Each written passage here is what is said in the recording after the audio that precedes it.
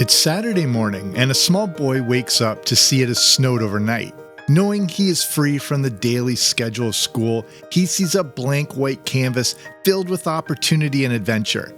He grabs his stuffed companion, bundles up, and grabs his sled, ready to make use of this precious free time and the perfect wintry conditions.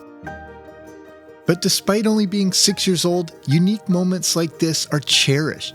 The freedom of riding his sled is that escape he needs from the daily drudgery. Moments like this are always a time for fun, introspection, and analysis of the world he finds himself in.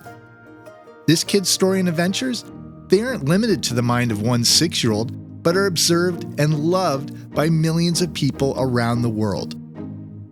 I'm Jamie Logie, and this is Everything 80s, a podcast that looks back on a decade that forever changed the way we dressed, consumed, and connected. And on today's journey, I take you back to one of the most beloved comic strips of all time. This is a story of Calvin and Hobbes.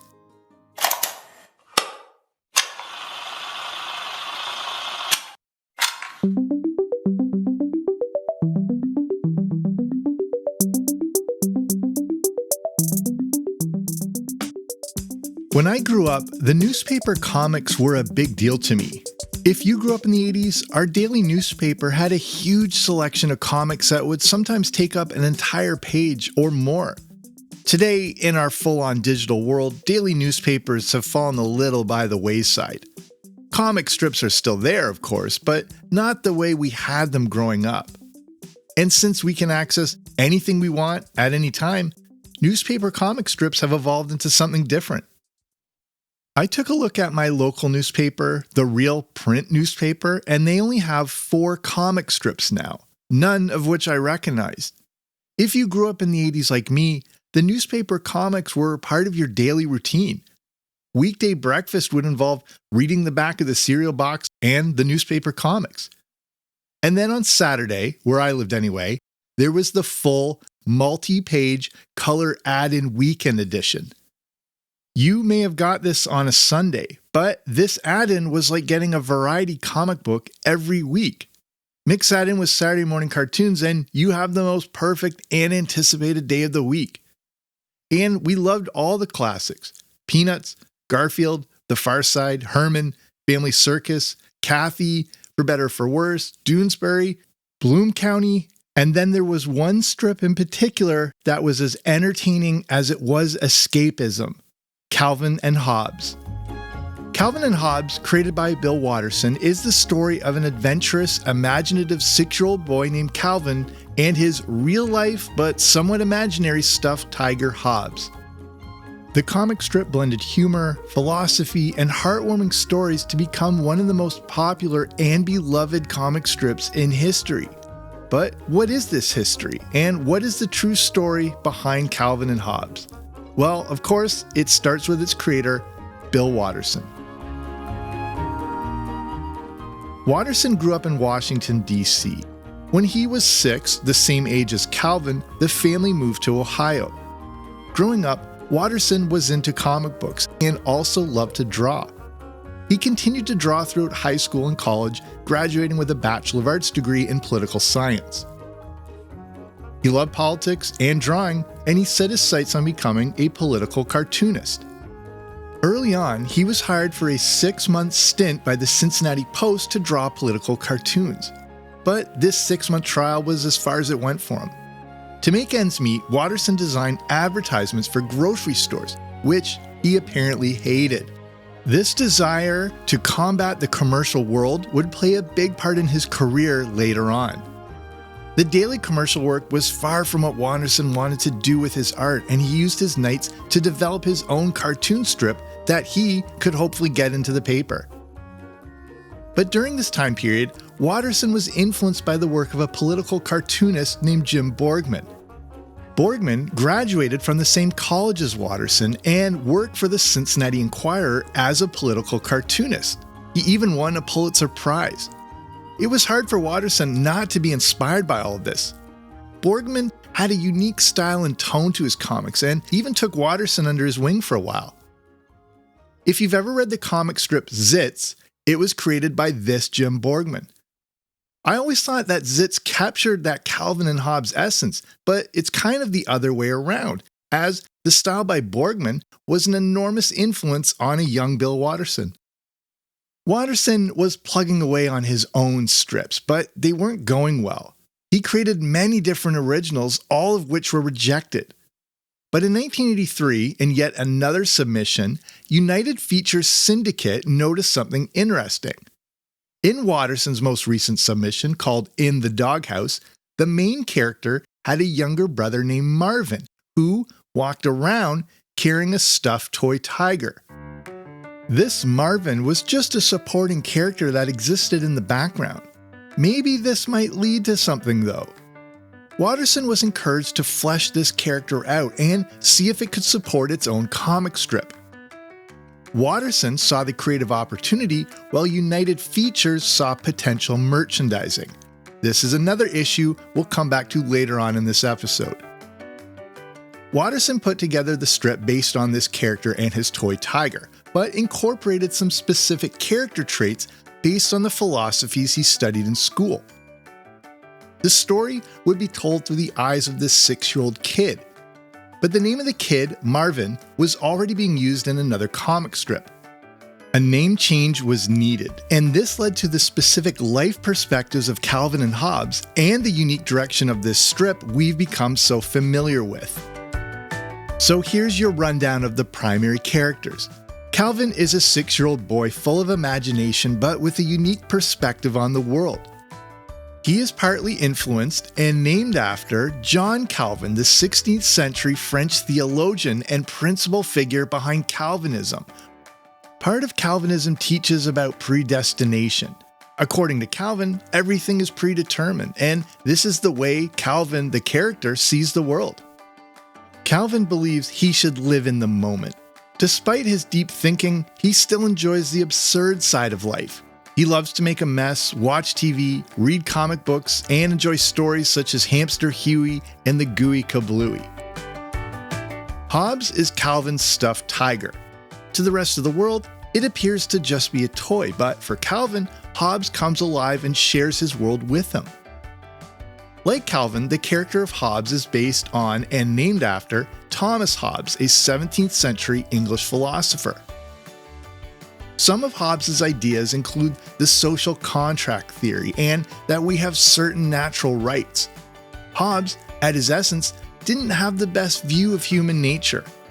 In the strip, Hobbes is a bit more conservative, but doesn't let that get in the way of Calvin's fun, as long as it doesn't go too far. Ultimately, Hobbes is all about self-preservation. So, it's the age-old question: is Hobbes just a figment of Calvin's imagination?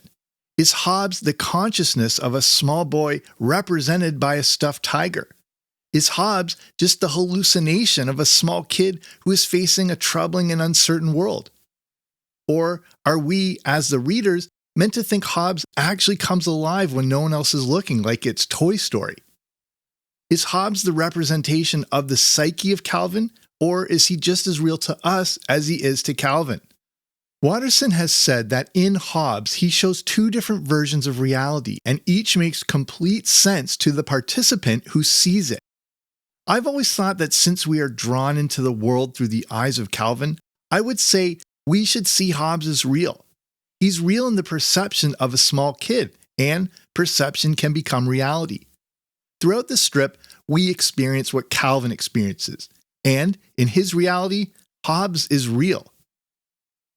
Calvin's long-suffering parents, who are unnamed, are your typical middle-class parents. His father is a patent attorney, while his mother has her hands full every day with their precocious son.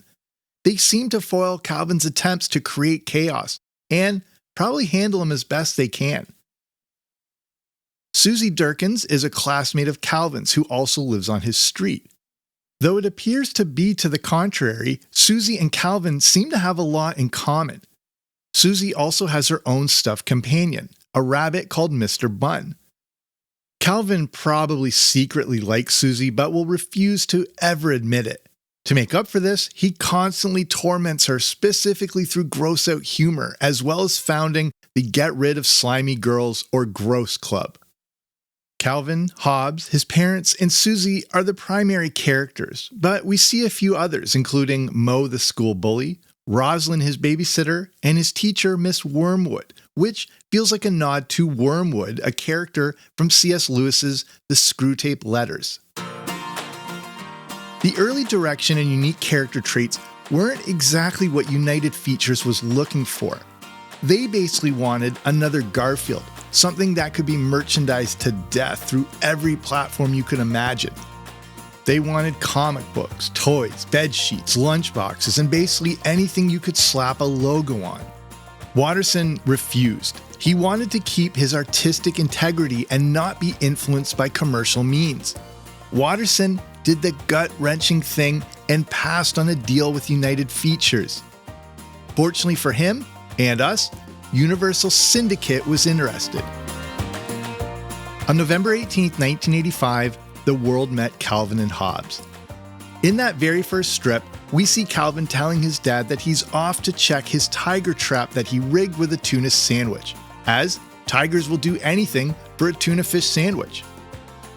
The last panel shows Hobbes hanging upside down eating the sandwich and declaring that we're kind of stupid that way. That first strip shows us that Hobbes is alive and communicating, but we don't know yet that this may only be in the mind of Calvin and that Hobbes is a toy. The strip started out pretty slowly, appearing in just 35 newspapers, but its popularity quickly grew. In just a year, distribution grew to 250 newspapers, with interest in distribution and translation outside of the United States. By 1987, it was in 300 papers. Watterson was shocked by the rapid success, and Calvin and Hobbes became the fastest growing comic strip of the decade. It soon began winning awards and garnering widespread acclaim. People realized what newspaper comics were actually capable of, and it really was unlike anything we had seen before in the funny pages. A lot of the success of Calvin and Hobbes comes from the drawing style, as Watterson gave it a unique visual appeal. Watterson was a gifted artist, and even with the restraints of a newspaper comic strip, created incredible worlds. Calvin would often end up on other planets, in the Jurassic period, or in various wilderness settings, all brought to life through the pen of Watterson. But he increasingly grew frustrated with the restrictions that came from newspaper comic strips, specifically a 3 or 4 panel black and white strip. In the weekend color editions, he had more freedom and even then pushed the boundaries of what was possible in the larger format. In those weekend versions, he would sometimes use the entire space to create one enormous image filled with incredibly detailed art. But the restrictions of the allotted space continued to exasperate Watterson and would soon become a much bigger issue down the road. Everything 80s will return after these messages. One thing I found remarkable about Calvin and Hobbes that I had no idea about when I was a younger reader was how it blended in so many philosophical theories and insights. And this is what is so remarkable about Calvin and Hobbes. You can take this comic strip at face value as colorful, cartoony, and full of gags, but there was so much more depth below the surface. Calvin and Hobbes exposed us to thoughts and ideas that we didn't necessarily grasp, but could understand through the musings of a 6-year-old boy. Looking back at them now, with a better understanding, we can see how Watterson seamlessly incorporated many philosophical ideas. Over the course of its run, the strip explored themes of existentialism. Calvin and Hobbes constantly debate the meaning of life and what our purpose here is. They engage in long debates about the nature of reality and our very existence, all while riding down the hill in their wagon. But each of them comes at it from those unique viewpoints based on John Calvin and Thomas Hobbes. The strip also explores issues of nature and environmentalism. It questions giant corporate interest and the importance of conservation. Watterson explores the dangers of commercialism and corporate greed, but brought the focus inward, examining relationships and how they shape who we become. But the one thing we could all pick up on, regardless of age, is how Calvin experiences the world through a child's eyes. He is experiencing so much of life for the first time, and it's wondrous and unique to him. Calvin experiences life in a way that's unique for a child, and I think this is at the core of why so many people were drawn to and connected with this comic strip. Calvin's growing, learning, and making a lot of mistakes along the way. He's understanding and facing the challenges that come from growing up. Again, this hits home with all of us, whether we're going through it right now or looking back on our journey through life. One underlying message of Calvin and Hobbes is that childhood is short and there will be plenty of time for maturity and responsibility. I know a character like Garfield experienced his own kind of existential crisis, but other comic strips rarely covered issues like death and mortality in such an insightful, deep, yet amusing way.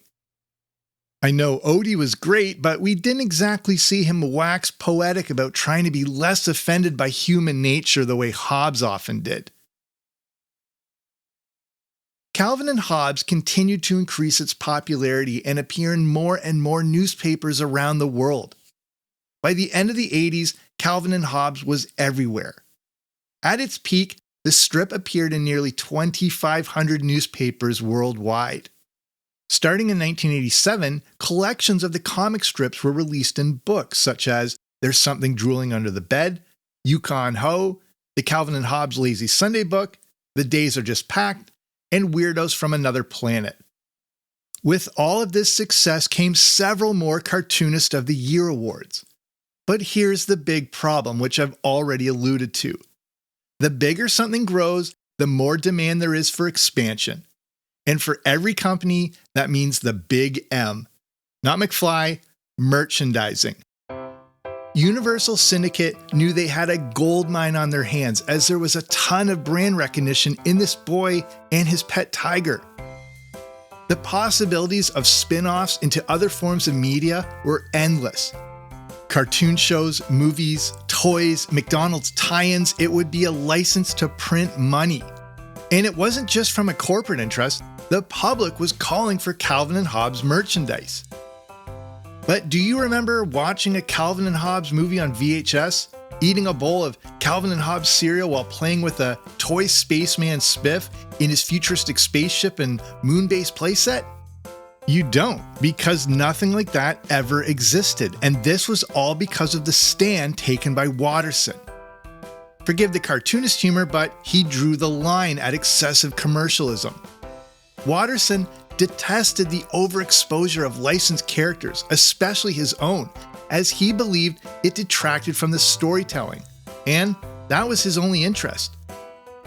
The books were one thing, as they were a continuation of the strip where he could also flesh out some new ideas and include some new material not possible in the papers. But seeing Calvin selling a Happy Meal was out of the question. The best you could do were bootleg versions of a toy Hobbes or a t-shirt or car sticker of Calvin relieving himself on a Chevrolet logo. Basically, outside of the books, a few calendars, and one t-shirt, any product you've ever seen of Calvin and Hobbes is completely unlicensed. Watterson, however, did express some interest in animation. In 1989, he talked about the possibilities animation provided, as it can obviously greatly expand the world he created. But one of his issues was not being able to find the right voice for Calvin. And animation would force him to work with a larger team, giving him less control over the final product. This is such a different approach than we're used to, especially if you grew up in the 80s, which was the era that perfected merchandising to children. George Lucas, for example, helped to perfect this licensing with Star Wars as he managed to secure the merchandising rights, which is where the real money from a movie is made. It's said that for every $1 Star Wars content has made in theaters, they've made $2 from merchandising. We're so used to creativity taking a back seat to commerce, but Bill Watterson took the exact opposite approach. He lobbied hard to gain control of his intellectual property so it could not be merchandised. It's not like Watterson hadn't considered it, but he said, quote, "Each product I considered seemed to violate the spirit of the strip, contradict its message, and take me away from the work I loved," unquote. The thing is, Universal Syndicate technically owned the licensing to Calvin and Hobbes and could have done whatever they wanted with it. But they did right by Watterson, eventually giving him full rights to Calvin and Hobbes. But was this about loyalty or fear that any action they took could have resulted in them losing both Watterson and the strip? There's no doubt Watterson made a great income from the strip and books, which sold millions of copies, but it's crazy to think of the revenue that would have been generated had Calvin and Hobbes been marketed to the hills. Some conservative estimates say the property was worth in the $300 to $400 million mark. And that might have just been for the period of the 80s and into the 90s. If Calvin and Hobbes continued to run to this day, could this thing have become a billion-dollar franchise like the Ninja Turtles? Would it be like Charlie Brown with multiple holiday specials, movies, and spin-offs? Would we have seen a live-action Calvin and Hobbes movie with a CGI Hobbes? I actually kind of want to see that now.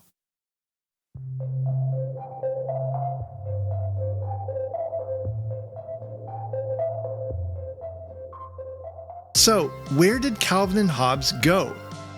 Well, like Johnny Carson, Jerry Seinfeld, and Stone Cold Steve Austin, Watterson knew it was best to go out while on top instead of just fizzling out. In November 1995, Watterson sent this letter to Universal Syndicate. "Dear editor, I will be stopping Calvin and Hobbes at the end of the year.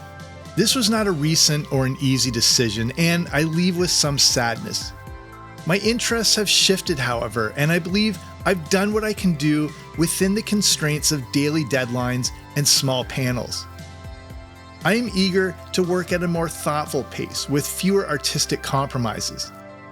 I have not yet decided on future projects, but my relationship with Universal Press Syndicate will continue. That so many newspapers would carry Calvin and Hobbes is an honor I'll long be proud of, and I've greatly appreciated your support and indulgence over the last decade. Drawing this comic strip has been a privilege and a pleasure, and I thank you for giving me the opportunity. Sincerely, Bill Watterson." On New Year's Eve, 1995, we saw Calvin and Hobbes for the very last time. In that final strip, the pair wake up to a fresh fallen snow. Hobbes remarks that everything looks brand new, and Calvin remarks about how it's a fresh new year and a clean start. The day is full of possibilities. Calvin shares with Hobbes that they live in a magical world, and it's time to go exploring.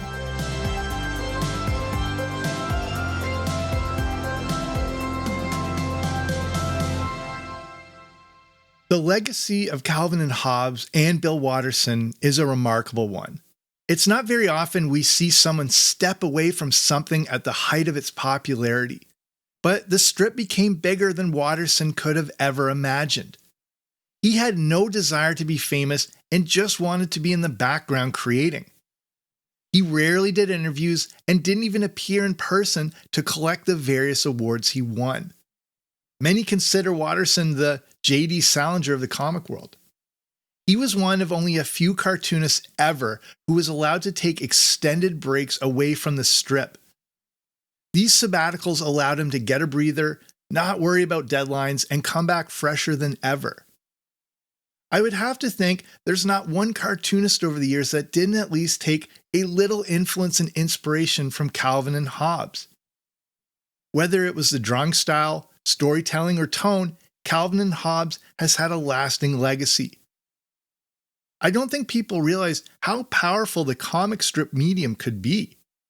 Watterson showed us that you could actually create an in-depth, expansive world. A newspaper comic could be, gasp, artistic. It's a pretty remarkable legacy created by someone who refused to compromise and never rested on his laurels.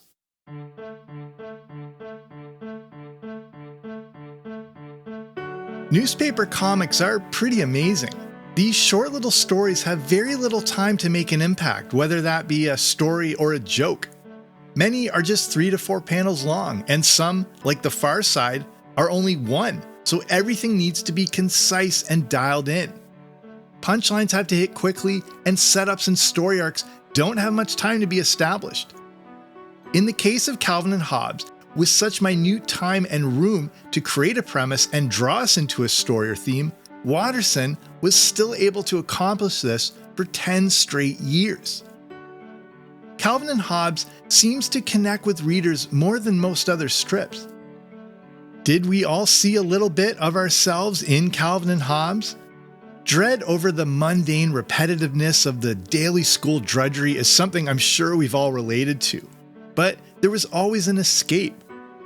For Calvin, this escape was his imagination, manifested through a stuffed toy tiger. For some of us, the comic strip itself was that escape. It allowed us to see the world through the unique perspectives of a 6-year-old boy and helped to challenge our own worldview. I don't even think the word beloved accurately sums up the feelings that so many of us had for Calvin and Hobbes. It's amazing how Watterson, through just a few hand-drawn panels, was able to create such a unique, insightful, and heartwarming world.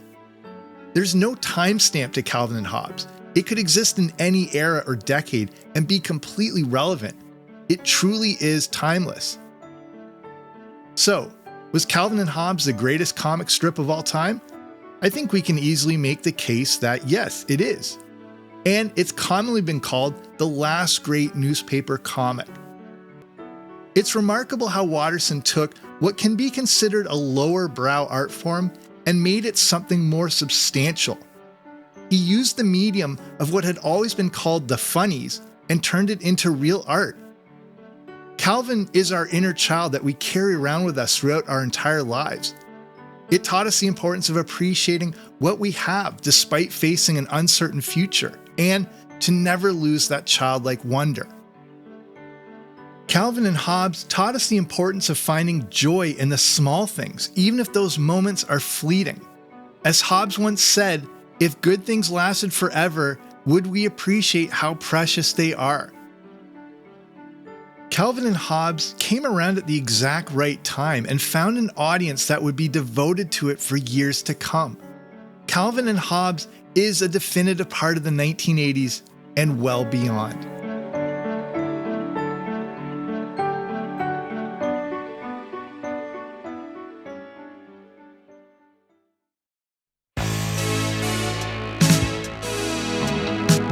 So that's our show. Thank you so much for listening. And if you like this episode, there's plenty more where that came from in my earlier episodes. Here are some related suggestions for further listening.